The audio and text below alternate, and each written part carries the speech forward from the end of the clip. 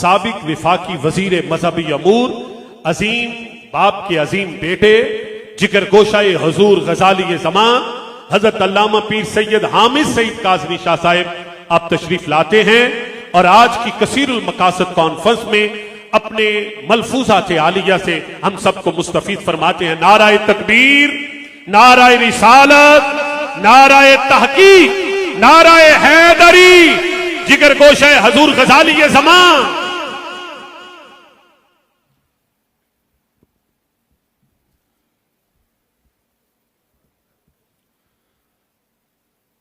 نحمده ونصلي ونسلم على رسوله الكريم اما بعد فاعوذ بالله من الشيطان الرجيم بسم الله الرحمن الرحيم فاسألوا اهل الذكر ان كنتم لا تعلمون صدق الله مولانا العلي العظيم وصدق رسوله النبي الامين ونحن على ذلك لمن الشاهدين والشاكرين والحمد لله رب العالمين۔ میر محفل صدر مجلس، آج کے اس پرشکوہ اور باوقار ایوان کے میزبان و دائی، جانشین امیر ملت سید السادات حضرت قبلہ پیر سید منور حسین شاہ صاحب جماعتی دامت برکاتہ العالیہ، اور اللہ کے فضل و کرم سے صاحبان علم و فضل کا اجتماع ہے۔ اگر نام لینے کھڑے ہوں تو یہیں ترقی تمام ہو جائے۔ مجھے حضرت نے یاد فرمایا، میری سعادت میں حاضر ہوا۔ ملتان سے یہاں کا سفر اگرچہ موٹر وے کی وجہ سے بہت سہولت تو ہو گئی ہے، لیکن بہرحال تقریباً 4.5 گھنٹے کا سفر اپنی جگہ پر ہے، لیکن صرف اس لیے کہ اس وقت ہم جن حالات سے گزر رہے ہیں اس میں شاید ہم کوئی بہتری کی صورت نکال سکیں۔ جہاں تک مخدومہ کائنات کی اور خاتون جنت کی بارگاہ میں اپنی غلامی کے اقرار و اظہار کا سوال ہے، تو ہم میں سے کوئی بھی اس حوالے سے پیچھے رہنے کے لیے تیار نہیں ہے۔ وہاں پر اپنی غلامی کے اقرار و اظہار میں کوئی بخل گویا ایمان سے محرومی کے مترادف ہے۔ تو ہم سب یہاں حاضر ہیں یہ بتانے اور جتانے کے لیے کہ ہم بھی ان غلاموں میں کسی ادنا ترین جگہ پر اگر دیکھے جائیں تو یہ ہمارے لیے نجات کی ضمانت ہے اور رب کائنات کی رحمتوں کے نزول کی علامت ہے۔ میں عرض کروں گا کہ میں ہمیشہ اس کوشش و کاوش میں رہتا ہوں کہ ہم اہل سنت جو کبھی بڑے فخر سے سواد اعظم ہونے کا نعرہ لگاتے تھے، آج جب یہ بات کرتے ہیں تو کہنے والا بھی ذرا زبان دبا کے دھیمے لہجے میں بات کرتا ہے۔ تو ایسے میں ہمیں کیا حکمت عملی اختیار کرنی چاہیے؟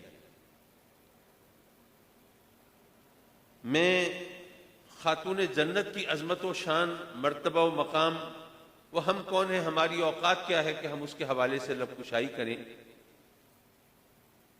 صرف اتنا عرض کرنا چاہتا ہوں کہ ہم نے دیکھا یہ ہے کہ ہمارے مخالفین اور معاندین، ان کا طریقہ کار کیا ہے۔ ان کو پتہ ہوتا ہے کہ یہ شخص میلاد منانے والا ہے، 11ویں کرنے والا ہے، پیروں فقیروں کو ماننے والا ہے، لیکن اس کے باوجود ان کے لوگ اس کے دروازے پہ دستک دیتے رہتے ہیں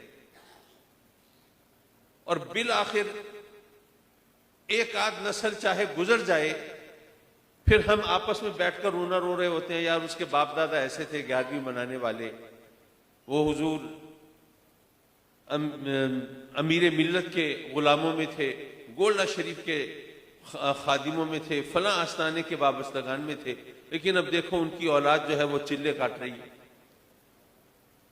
یہ شب و روز کا تماشا ہمارے سامنے ہے. ایک طرف وہ ہے کہ ان کو پتہ ہوتا ہے کہ یہ ہے دوسرا، لیکن وہ دستک دیتے رہتے ہیں. دوسری طرف ہم ہے کہ ہمیں پتہ ہے کہ فلاں شخص جو ہے وہ درود و سلام بھی پڑھتا ہے، میلاد بھی مناتا ہے، پیر و فقیروں کو بھی مانتا ہے، حضور غوث پاک کی عظمتوں کا بھی قائل ہے اور غلامی کا دعوے دار بھی ہے، لیکن چونکہ فلاں موقع پر اس نے یہ بات کہہ دی تھی اس لیے وہ ہم میں سے نہیں ہے، اسے فوراً نکال دو. ہمارے اس طرز عمل کی وجہ سے ہم جس طرح سکڑتے جا رہے ہیں، تو میں عرض کروں گا اس پر توجہ کیجئے. ایک محاورے کی صورت میں ایک بات کہی جاتی ہے کہ ماں مارے لیکن کسی اور کو مارنے نہ دے. اگر کسی نے گستاخی کی ہے تو یقیناً ہمارا کام ہے ان کی سرزنش کریں، ان کی گرفت کریں، ان کو بتائیں اور جتائیں کہ تم نے جو کچھ کیا ہے وہ غلط کیا ہے اور اس کے کیا کیا عواقب و نتائج ہیں. یہ ایمان کی قیمت پر بھی یہ چیز گوارا نہیں ہے. لیکن اس کے نتیجے میں ہو کیا رہا ہے؟ اسی کو بہانہ بنا کے صدیق اکبر کی شان میں گستاخی ہو رہی ہے. اسی کو بہانہ بنا کے وہ روافض نے جو ایک طوفان برپا کیا ہوا ہے. اور میں عرض کروں گا کہ ابھی شاید ہم میں سے بہت سے لوگ نہیں جانتے کہ روافض وہ سپاہ صحابہ وغیرہ کے رد عمل کے طور پر کس حد تک تیاری میں ہے. ہمیں نہیں پتا ابھی، وہ تو جب ٹاکرا ہوگا تب پتہ چلے گا. ہم کبوتر کی طرح آنکھیں بند کر لیتے ہیں ہر مقام پہ اور ہم سمجھ نہیں پاتے جو ایکسیجنسی آف دا سچویشن ہے، جو صورتحال کی نزاکت ہے، ہماری اس پر توجہ نہیں ہوتی. بہرحال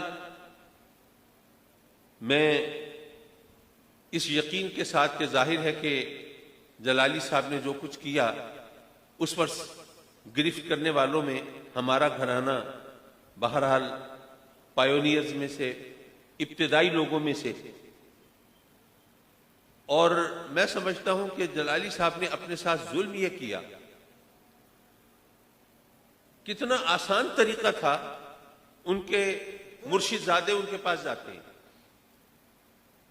ان کو اگر اپنے علم کا غرور جھکنے نہیں دیتا تھا تو بہرحال اب ان کے پاس ایک جسٹیفیکیشن تھی، ایک جواز تھا، ایک بہانہ تھا. جی میں نے جو بات کی تھی اگرچہ میرے پاس بہت کچھ کہنے کو ہے لیکن اب میرے مرشد تشریف لے آئے ہیں اس لیے میں کچھ نہیں کہتا، بات ختم کرتا ہوں. بہت آسان طریقہ تھا. ان کے استاد مولانا عبدالستار خان سعیدی وہ تشریف لے گئے. اب بھی ان کے پاس ایک جواز تھا، بہانہ تھا، بھئی میرے استاد مکرم تشریف لے آئے، اب ان کے سامنے اپنے علم کا تذکرہ کرنا اور اپنی تحقیق کو سامنے رکھنا وہ مجھے زیب نہیں دیتا. وہ آ گئے سن آنکھوں پہ، بات ختم ہو جاتی. لیکن انہوں نے اپنے ہاتھوں سے وہ یہ دونوں دروازے بند کر دیے. اب مجھ جیسا آدمی بھی کوئی بات کرے تو اس کو سمجھ نہیں آتی کہ ان کی جان چھڑائے تو کیسے چھڑائے. یعنی انہوں نے اپنے لیے جو اپنے علم کے غرور میں جو بہانے ڈھونڈے وہ اور ان کے گلے پڑتے گئے، مسئلہ اور خراب ہوتا گیا. میں ابھی حضرت کی خدمت میں عرض کر رہا تھا کہ حضرت کیا ایسی صورت نہیں ہو سکتی کہ کچھ جید علماء جو ہمارے نمائندے ہوں اور جن کے علم و فضل پر ہمیں پورا اعتماد ہو تو ان حضرات کو ان کے پاس بھیج دیں اور ان کو کہیں کہ سمجھائیں کہ بھائی کیوں اہل سنت کا بیڑا غرق کرنے پہ تلوے ہوئے ہو. ایک پہلے ہی وہ فرقہ طاہریہ طاہر القادری کی صورت میں دیکھیے ہم اس کو کتنا برا کہیں لیکن بہرحال یہ ماننا پڑے گا کہ اگر ساری دنیا میں اس کے پیروکاروں کی تعداد گنے تو وہ لاکھوں سے نکل کر کروڑوں تک جا پہنچتی ہے. تو ساری دنیا میں اتنے بے شمار لوگوں کو آپ بیک جنبش قلم اپنے مسلک اور اپنے مذہب سے بیگانہ قرار دے دیں اور اپنے جو اسکول آف تھاٹ ہے، جو مکتب فکر ہے، اس سے ان کو نکال دیں تو اس سے ظاہر ہے کہ ہمیں کمزوری ہوگی نا اور ہمارے مخالفین کو تقویت ملے گی. تو یہ آئے دن ہماری جماعت میں سے یہ لوگ نکل رہے ہیں. تو حضرت پھر خدا نہ خواستہ وہ وقت نہ آئے کہ ان آستانوں کی رونقیں مجروح ہوتی دکھائی دیں. یہاں پر زائرین کا وہ جم غفیر نظر نہ آئے کیونکہ ہم نے اپنے ہاتھوں سے ان پر اپنے دروازے بند کیے ہوں. تو اگر کوئی صورت کسی سمجھ میں آتی ہو، مجھے یہاں پر علماء کے فتوے سے اختلاف نہیں ہے، مفتیان کرام کی تحقیق سے اختلاف نہیں ہے. اگر اختلاف ہوتا میں یہاں نہ کھڑا ہوتا، بلکہ میں تو بہت کچھ سوچ کے آیا تھا کہ اگر وہاں پہ کچھ دلائل دینے کا معاملہ ہوگا تو میں یہ بھی کہوں گا اور وہ بھی کہوں گا اور فلاں فلاں، جو کچھ میری اوقات تھی اس کے مطابق میں سوچ کے آیا تھا. لیکن جب یہاں پر میں نے گفتگو کا ذائقہ دیکھا اور ماحول دیکھا تو مجھے ضرورت محسوس ہوئی کہ شاید اس انداز سے کوئی بات کرنا کسی اور کے لیے مشکل ہو اس ماحول میں. تو میں گزارش کر دیکھوں اہل سنت کے وسیع تر مفاد میں اگر ان کو کوئی شخص آپ کا نمائندہ بن کے کوئی ایک شخص چلا جائے، بحث مباحثے کے لیے نہیں، بلکہ یہ تمام باتیں جو میں نے عرض کی یہ ان تک پہنچانے کے لیے کہ جی آپ کیوں اہل سنت کا بیڑا غرق کرنے پہ تلے ہوئے. ایک طرف آپ لبیک یا رسول اللہ کی بات کریں اور دوسری طرف وہ ہستیاں جن سے عقیدت و محبت پر ہمارے ایمان کا دار و مدار و انحصار ہو، ان کے حوالے سے کوئی کمزور بات کہیں اور پھر اس کو وہ جسٹیفائی کرنے کی کوشش میں اور بہت سی چیزیں اپنے ذمے لیتے رہیں. تو آپ مہربانی کریں، آپ کا علم، آپ کا فضل وہ سب اپنی جگہ سراخوں پر، لیکن آپ یہ ظلم نہ کریں کہ اہل سنت کو نقصان ہو. اور اگر یہ فتویٰ سامنے آ جاتا ہے، پبلسائز ہو جاتا ہے، علماء تک پہنچ جاتا ہے، پھر آپ سوچیے صورتحال کیا بنے گی. ظاہر ہے ان کے ادارے ہیں، وہاں بچے پڑھتے بھی ہیں، کچھ علماء سے ان کا رابطہ بھی ہے، وہ ایک حصہ ہم سے کٹے گا تو صحیح نا. اب ان کا موقف کتنا درست ہے، کتنا صحیح ہے، کتنا غلط ہے، اس بحث میں پڑھنا تو اپنی جگہ پر، لیکن کمزوری تو ہماری ہوگی نا. تو اگر کوئی، ویسے تو حضرت فرما رہے ہیں کہ ہم نے اتمام حجت کیا ہے، وہ فرما رہے تھے کہ ہم نے اتمام حجت کیا ہے، ہم نے علماء کو بھیجا ہے، تمام باتیں ہو چکی ہیں اور ان تمام مراحل سے گزرنے کے بعد پھر ہم اس نتیجے پر پہنچے ہیں. تو ظاہر ہے کہ یہ چونکہ باتیں سب میرے علم میں نہیں تو اس لیے میں اس پر تو کوئی تبصرہ نہیں کر سکتا. لیکن جیسے ہم اہل سنت کا شیرازہ پہلے سے منتشر ہے اور بہت عرصے سے ہم اہل سنت میں اتحاد و اتفاق کی کوششیں آپ کی سرپرستی میں کرتے رہے. ایک وقت تھا ہم حضرت نورانی صاحب، حضرت نیازی صاحب کے درمیان اتحاد کی باتیں کرتے تھے.